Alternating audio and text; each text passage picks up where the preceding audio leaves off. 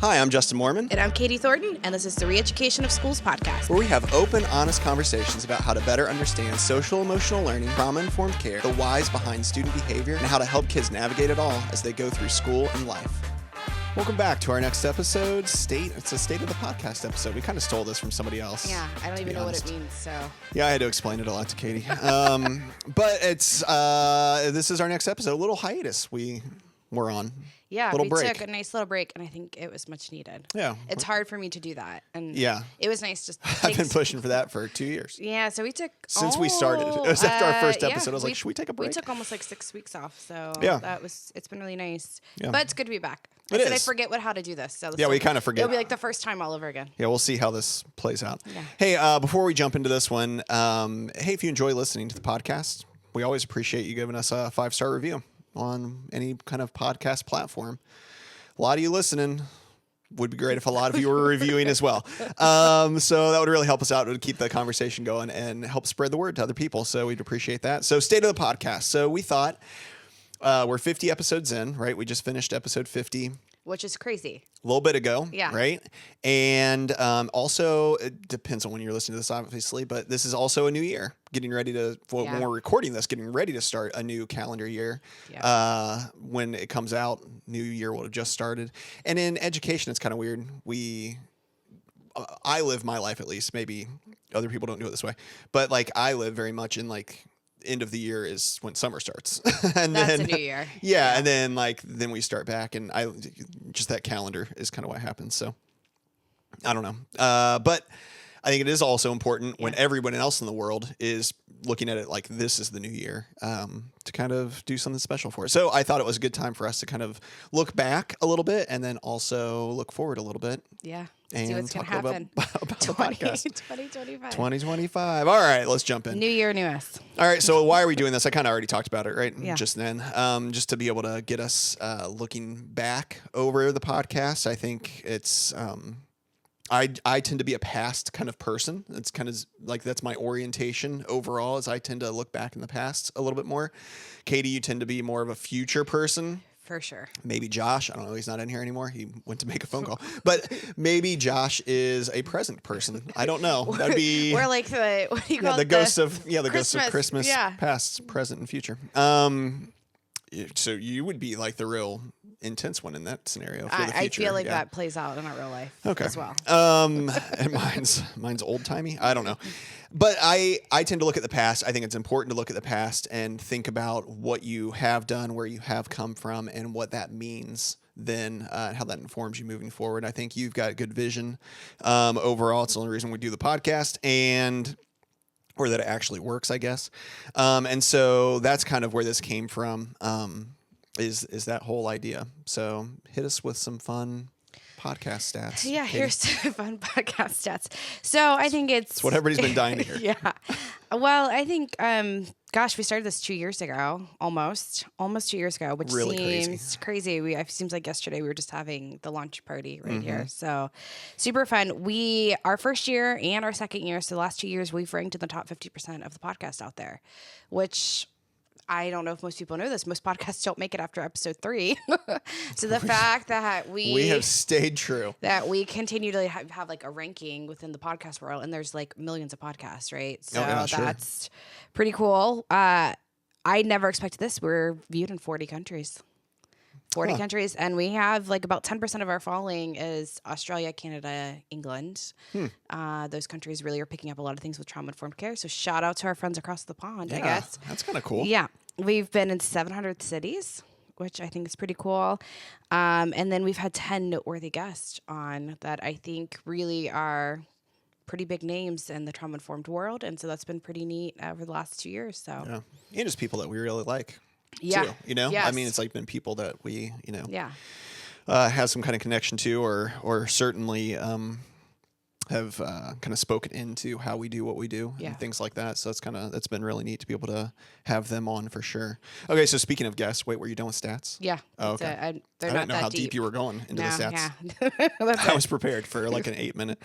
Okay, so talking about guests and favorite kind of episodes that we've done overall, which is hard to do when I start thinking way back. It makes it difficult. So I'm kind of interested to see what you said. I probably did more like just 2024.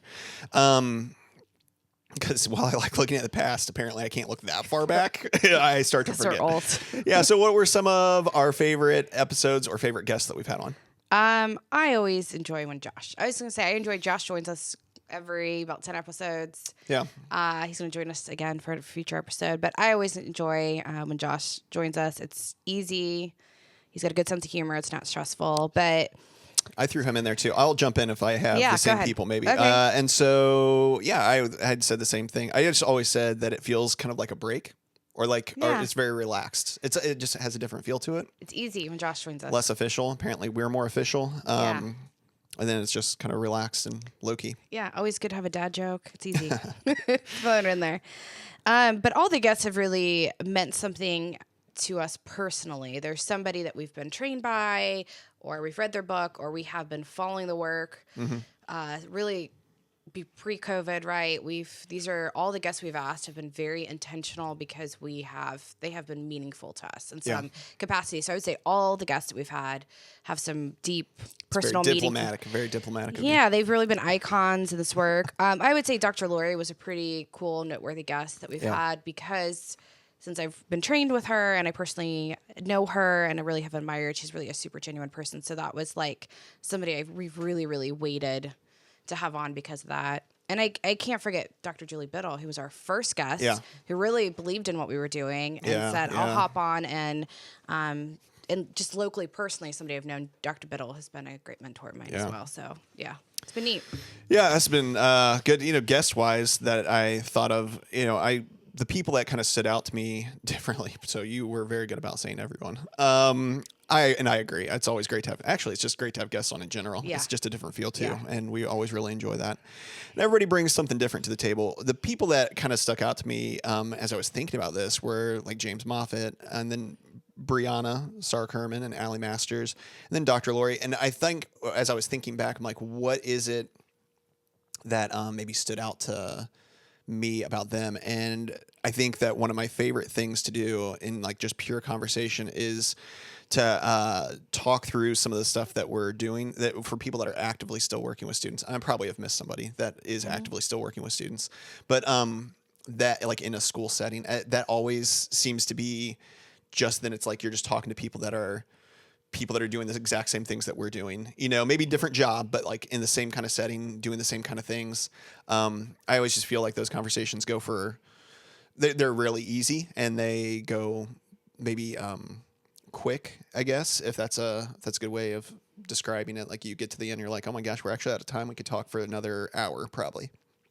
So those are some that stick out to me. But again, like I've learned a lot, I think, from all of our guests, and there's always something that is an interesting perspective or something that they bring to the table that I didn't think about or I thought about it a different way before. What about episodes? Any particular episodes that you...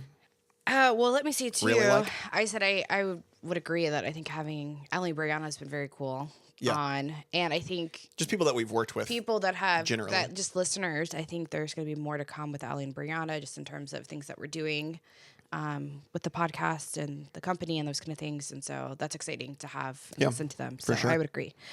Favorite episode? That's hard. I would say. Did you even prepare for this part? Yes, I did. Okay. All right. I don't know. You're looking down at notes, and then I'm like, maybe she didn't have any. I would say the favorite episode, really. I was trying to think of them, and I think some of the early ones, the training ones, have been really. I enjoyed doing those ones, just because it was just like doing a staff meeting. Yeah. So that's really the intent of our podcast. Yeah. So I think the first 10 or 12, if you listen to those really are like just really PD training ones. You really lean towards like the training ones too. Like that, which is something cool that I think you kind of keep us on track with. Like how does this apply in that way? Yeah. Yeah. What about you? There's for me, and I think this shows the difference of us and probably like the assortment of episodes that we've ultimately ended up doing. I think one of them that I, again, really enjoyed, and I'll throw him in there as far as, again, an easy conversation, but that was maybe somebody a little different than people that I mentioned before, was when we had John Norland, when we did like the crossover one, where our episode was an episode with Character Strong on their podcast, and the exact same episode was one of our episodes. I thought that was kind of cool. And hopefully, again, we get to do something like that again with them at some point. Plus, he was just another person that we connected with really easy, I thought. Yeah. And it was an easy kind of conversation. I loved the episodes not just specifically this one, but the ones that fall into this category, like things like the prevalence-induced concept change, like stuff that I've learned about where I'm like, I've read an article or I've seen some kind of thing, and then I'm like, wait, so this is a thing? And then I learn about it a little bit more, and then I'm like, oh my gosh, this is how this applies to what we do every day. And then I send Katie an article and make her read it. And I'm like, what if we did this as an episode? And then we talk about that. But I think that is, one, I just like learning new things, and especially like finding ways that those non-education based things can be applied to just our world. And because I think, again, we get such specific kind of information in the world of education sometimes. And it's nice to have stuff that's from the outside and to say, okay, what does that actually mean for us, like in our world? Yeah. I would say that's the Justin spin on the podcast, right? I enjoy doing that. It's good. I did ask Melissa. I was like, hey, what was one of your favorite? And she brought up the What About Friends, like building a team episode is episode 25. She said that she thought that was one that she always thinks about or sticks out in her mind. So if you're out there building a team, that could be a good one to go. Yeah, good one to go listen to, right? And then, like I said, the stuff with Josh, but maybe my favorite episode, I wanted to bring this one up, is we recorded on your laptop when we practiced. The two of us practiced, because what you don't know is we were like, we should do a podcast. And then we were like, can we talk for 30 minutes to each other? Is that going to be weird? Like, what would that be like? And so we set up Katie's laptop and we're like, okay, so what we're going to do is, it was like little kids. We're like, we're going to do a pretend podcast. We're going to record it. Here's going to be like the topic. We're going to talk for like 30 minutes and we're going to pretend like we're doing a podcast. And there was no equipment. It was just the two of us. And we're like, all right, let's record a fake podcast and see if it's any good, and then go back and watch it. And so we did. And I was like, I don't think how did it go better or worse than you thought it was going to? I don't remember it that much, but I remember that we were like, this is like a weird thing to do. How nervous were you to do that with me? I wasn't nervous to do that one. I was more nervous. I will say I do remember being nervous like in the first couple. I was like, what if I'm the one that screws this up because I don't have something else to. I was depending on you to carry it. I don't have something else to say. You have a little bit more experience with hosting things and doing things that. Sure. So I was really leaning on you because I did not. Yeah. So I was like, I don't know, you'll figure it out. I'll just talk with you. Yeah. And it was like early on, it was really hard for me. We're going to get off topic so quick, but like early on, it was really hard for me to pay attention to like what you were saying. Cause I'm like, I also had to be like, what am I going to say next, right? Because you don't want it to be like we saw. And then it didn't take us long to hit a stride, I don't think. I'm sure if we went back, and it's been a long time since I went back and listened to the first handful of episodes we did, but I'm sure hopefully we would see that we've gotten a little better. Maybe we've gotten a little better, I hope. Yeah. But yeah, I was thinking about that one. That very first one. Well, we did that one, and then we also recorded our first episode. This is unbeknownst to people, with not great equipment and in a different place than what we recorded now. We're like, that was terrible. And we got to the end, and then Josh was very nicely was like, this does not sound good. Like, you're gonna need this was poor. We need to redo it. And we realized we couldn't record at night. We were we that was our try, at night, and wasn't it? Yeah, I forgot about that. We're morning people. Yeah, it turns out that didn't work. Yeah. So yeah, it was those early times, just trying to figure everything out. It's not surprising that people ditch it after 3 episodes, right? Typically, that most podcasts don't make it that long, but here we are. We've kept getting better, hopefully, and big dream for 2025 is to have more of a studio space. So oh my gosh. You don't like your working on that basement just being used all the time. Yeah. All right. Hey, let's keep it moving. What are some lessons that we learned from during this podcast? I would say for me is I always strive to, I'm kind of super perfectionist in a lot of ways. You know, it's the Enneagram 3, the goal setting, everything. I take it personally when things aren't right or perfect. And so it's really, I think, been humbling for me that, things are not perfect. And I think, and then it's hard because you have a little bit of imposter syndrome when you come in here and you speak about like the work you're doing. And I think we try to be really honest about like how hard it is and stuff. Yeah, always one of our goals, right? Yeah. But I think learning that it's okay, that the timing of things are out of my hands. I can't control timing. That's been a good lesson for me. And that we've been through some really hard things the last 2 years since we've done the podcast. Yeah. Good night. But I am grateful that they've happened because it has made, they say like hard times make you stronger. There's truth to that, right? Yeah. So I think, and then I've also learned that we have to trust our instincts. I have learned that my instincts always serve me well. And then when I try to please somebody else or rely on somebody else to like take care of things that I know how to, we've got the right team, I know what to do. When I try to put it in someone else's hands, that never works well, especially when they don't understand the work that we're doing. Yeah, right. sure. So I think that's been a good lesson for me. Yeah. What about you? One of mine is just that you should never stop learning, right? I think that that's kind of a built-in thing to my personality anyway. Yeah. But this doing the podcast, I think especially really gave me like intentionality behind it. So there are things that we talked about, especially in those early episodes, things that we'd learned, things that we were trying to train on a little bit, that even though I knew it, like having to all of a sudden talk about it for, on something that people are going to hear, that made me go back and like really look into stuff deeper, think about stuff in a different way, learn a little bit more about things. And that, I think the learning, if you're out there and it's not necessarily part of your personality, right, that learning doesn't have to be super intense either. Like hopefully this is a good example of that. Just even listening to this podcast, not necessarily this episode, maybe this episode, I don't know. But as you listen to different episodes, it's hopefully something that we've provided is like some kind of easy way to learn and to better yourselves as educator, as people. But even if that doesn't happen, I think for other people, I think the two of us have grown quite a bit through the process of getting episodes ready and thinking through what people need and thinking through what other schools and what other districts and what individual educators need, and how we can speak into that, I think has helped us be better people and better at our jobs in general, but certainly just better people too.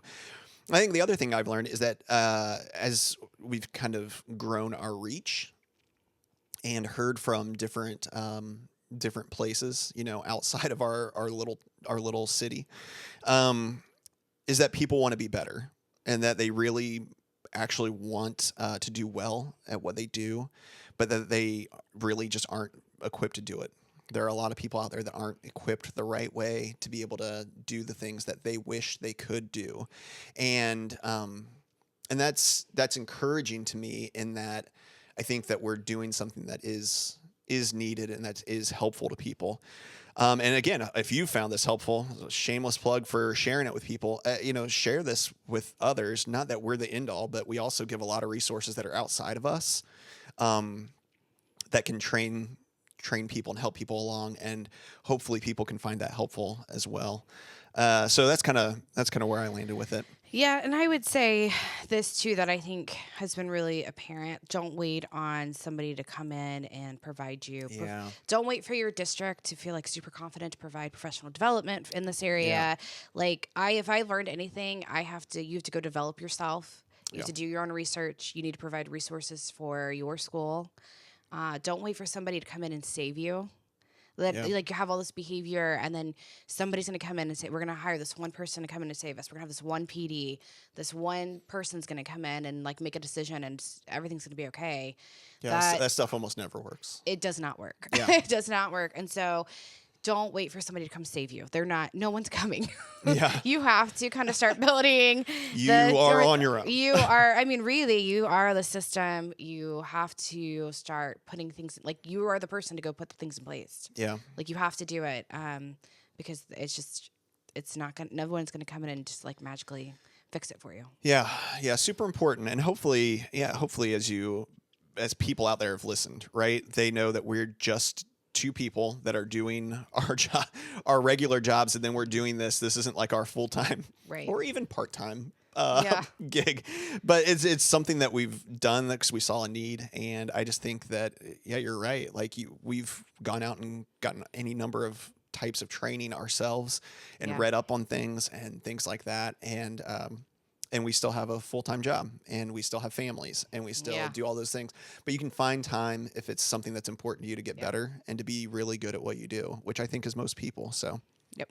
Again, hopefully lots of resources throughout this podcast. 2 years that that people can draw from. All right, 2024 specifically, this last year was a pretty big one for us. Yep. What are some of our goals for this next year?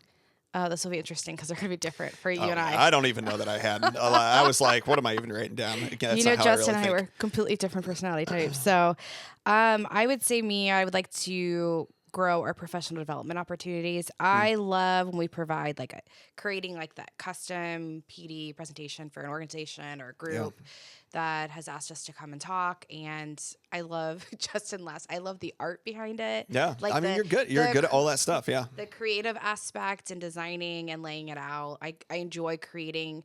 I think we have found when we do the same presentation, which we have for one of them, like over and over and over again. Sometimes I'm like, I could never do that presentation again, and I'm solid. Yeah, it doesn't take you too long before you're like, we'll never do this one again. I'm like, well, I mean, it's complete. So what if we did? But I do enjoy creating those like fresh custom things where we really are listening to other people and understanding what the root cause of their systematic issues are, and then be able to oversee and provide systems for people to sustain the work. I find a lot of joy out of that. Being with people live in person is always great. So I would like to, try to figure out with doing our full-time jobs how to add in more of those opportunities or accept more of those opportunities moving forward. For the podcast, I'm really interested in looking at bringing guests on that are exceptional culture and climate builders.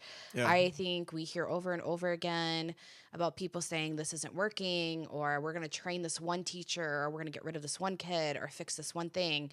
And then all the behaviors going away. And I think time and time again, if you don't have the culture and climate sustain, accepting and working with kids and the building holistically, understanding what about trauma-informed care, then you're going to be going backwards all the time. So I'm really interested in bringing people that have exceptional culture and climate, maybe even, like Justin has said before, people outside of our own profession, but in other industries that have just an exceptional job of maintaining and sustaining culture and climate and what they're doing. So I'm excited about maybe bringing on some unique guests for that. Yeah, when you brought that up to me a little while ago, I thought that was a really great idea. And I think, again, something that we've realized the importance of, like how important it is in buildings and in districts, like that idea of culture and climate's a pretty huge deal.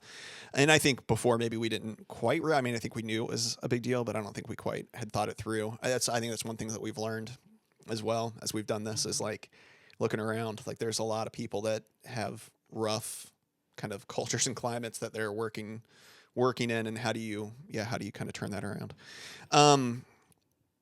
So for me, I have less that's like specific. I think that, again, the guests, having different kinds of guests on and trying to expand that in different ways. That's been fun to do. I hope we continue to be able to do that. You're not wrong. Like the ability for us to, it takes time to do all this stuff. Right. And so the systems that we do have built in, we've kind of found a rhythm to it, but we also went through a stretch in this last year, right, where it was a lot of, we're not recording at the same time that we usually do. We're not recording in bunches like we usually did. It's like things like that. Like, how do we find the rhythm, a similar kind of rhythm that we had for the first year? How do we find that with adding in guests and things like that? I think that'd be good for us to do. I don't know what that means, but I think that would be good for us to continue to do. I think, again, I really just want this to continue to be something that is helpful overall to educators. I think that's kind of our barometer that we always are going to go back to as we go through and talk, like, is what we're doing helpful? Is it helpful maybe to an individual educator in their room on their own? But is it also potentially to educators more widely spoken because it's targeting like a district and something that a district could utilize or understand better, or a building? And then how does all of that like trickle down to ultimately help kids? Because it's really what we're all about, is how do we help kids? And this is just luckily a way that we have the ability to do that in like a more exponential way, I think. And so I want us to continue to be able to like just stay on course with that, like how do we continue to make sure that we're doing stuff that's helpful? The other thing that I've thought of that's the most actual planning oriented, and I don't know how to do this, and I don't know that either of us, any of the three of us in this room right now, have the amount of time or expertise to be able to do this. But I just keep thinking about the importance of like community and how many, and you kind of touched on this, how many people are out there kind of feeling like they're on their own, or there is maybe just a really small group together in a district or in a building that are kind of trying to improve themselves in these ways or do this kind of work, and they feel like they're kind of on their own in it. I would love for us to find ways to build a community amongst our listeners, whether you're in Australia, right? Or whether you're down the road from us in the city next to us, or in just a different building than what we're in our own district, right? Like, how do we continue to build a community that is that provides that kind of safety and that kind of support to all of our listeners? What does that look like? How do we do that? And I don't know that we know how to do that. This is a general commercial right now. What is something that we would need? I think that's something that we would be open to suggestions for, because I think that would be incredibly important to move beyond just like, we're just somebody in somebody's ear, we're on somebody's radio speaker in their car, but that they have a community built because of the common thread of this podcast. And I think that'd be a really cool thing to be able to do. Again, not sure how to do that, but that's something that's been on my mind a lot more here lately during our break. All right. Favorite parts or favorite things about doing the podcast, or least favorite things? I love the opportunity, because I think we're both giant nerds. I love the opportunity to continue to research and I'm really cool, but maybe I'm not. Is that not it? All right. But I think it's been a fun outlet of like not going back to graduate school or whatever right now, because I'm a person that needs to continuously be learning to be intellectually kind of like stimulated in terms of like figuring out or thinking about things or how it impacts. So I've enjoyed the research part, continuing to do that and having a forum to do it. So I appreciate you being a nerd with me to do it. I think it's been really cool to meet and talk to some of our mentors. I mean, I just can't tell you, like, that has been the most amazing thing, is to talk to people that we've read their books and I've followed them. I've listened to podcasts they've been on. I've done all these things because I believe in the work they're doing, and I'm hearing them, and I really take what they're saying and applying it back into what we're doing. And so to be able to have a one-on-one conversation and actually meet them has been really neat. Yeah, not something that a lot of people get the opportunity to do. Yeah. And then, of course, I think it's been fun. I think it's been fun hanging out with you two. So it's enjoyable. It's good intentional time that we set aside to spend time together, which has been fun. So it's cool to hang out with two of my closest friends and work on a project. It's super. I would say this has been. I can't say this about everyone, but you two are extremely easy to work with. Super laid back. It's not been stressful at all. So I appreciate that. I think that's why it continues to work, because we're like very easy to schedule, very easy to plan and organize. And all that part's been really great. So, and it's been a good support system. The least favorite part, I would say, I think we both loathe social. We're both pretty private people. Oh, yeah. So I kind of loathe the like self-promoting or the social media piece. I know there's things that we need to be doing, and I think we're both like, I think we know what we need to do, and hesitant about like putting myself out there in a personal way outside of like my very tiny circle of people. Well, I think one of the things too that we've all three of us, really, I'll speak for Josh, he's off a mic right now, but I do think that one of the things that all three of us find important is family.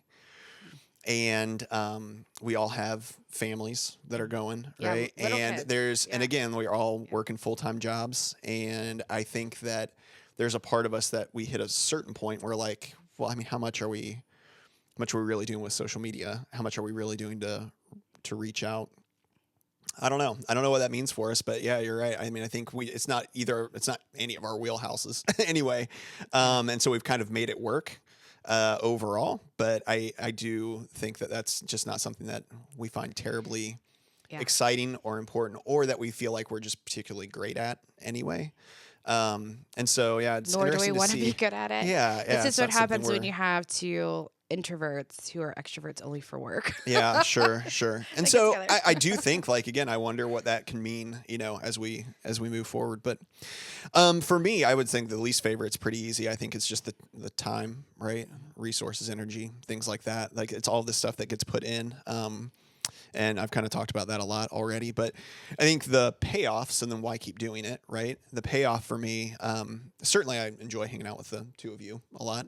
Yeah. It's good to be able to learn and things like that. But I was thinking about this. I had like a unique opportunity earlier, a good handful of years ago, to kind of do something that was outside of a classroom setting, where I was really investing more in teachers and aides and other educational professionals and things like that. Like I just loved it. Like I really loved that a lot. Not that I don't like being in a classroom. I do. There's a ton of payoff for that as well that I really enjoy. And it's just what I love doing. But I, like in a different way, really, really enjoyed being able to help other teachers and other people in education like improve. And I think that's what I like about this the most, is hopefully helping and encouraging others just along in their journey. And like in doing so, again, I mentioned this before, but hopefully having like an exponential impact on kids by doing that. And so I really think that's the appeal of it to me, is like having that kind of outlet to really invest back into adults that are in education in various jobs, right? And being able to hopefully encourage them and help them learn and better themselves in some way. And that's really the biggest payoff, I think, for me. All right.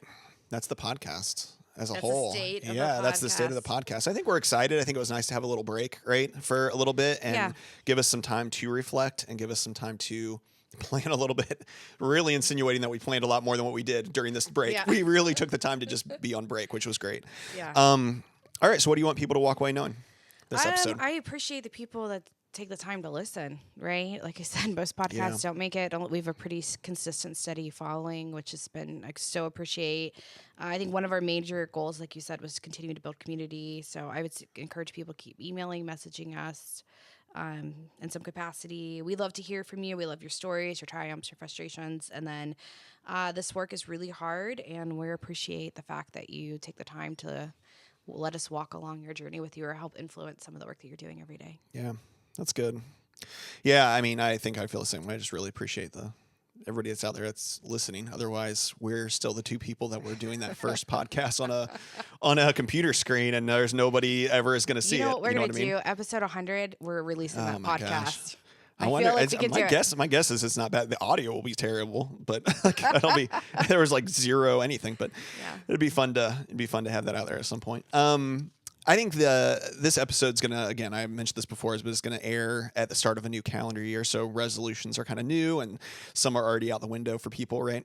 There's a lot of looking ahead in general this time of year, and for educators, we're actually halfway through the year, right? So our calendar is kind of calibrated a little differently than everybody else's. But this is like a really great time, I think, for educators to look back to overall at their year, and in doing so to kind of let their past inform the future for them, right? The second half of the year and beyond.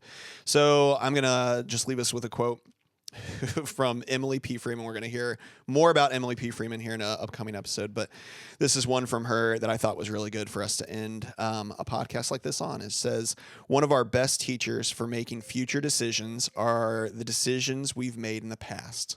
Looking forward is necessary for living and planning and being a person. But if we never look back, we may lose a sense of life as it is now, which is the only life that we've got." So be willing to look back. Not that you have to like dwell on things, but look back as you look back at the first half of your year, if this is when you're listening to it. And let that inform your future, right? Let that inform the second half of the year, and let that inform what you decide to do and how you try to improve yourself over this next half of the year. Yeah. Mistakes are made. You make errors, right? But the important part is that you're like, I'll never let that happen again. Yeah. And how can you improve it, yeah. right? Get better from that, moving forward. Man, we thank you guys as always for joining us, for being a part, and for being a part of what's now almost 2 years of the podcast. Over 50 episodes now, we can say, not even just 50, over 50 episodes. And we just hope that, again, you like this kind of stuff, you share it, you do all the things that we just talked about, us not being good at, to help spread the word and to keep the conversation going, and that we all go out there and do the work. Let's go do it. Hey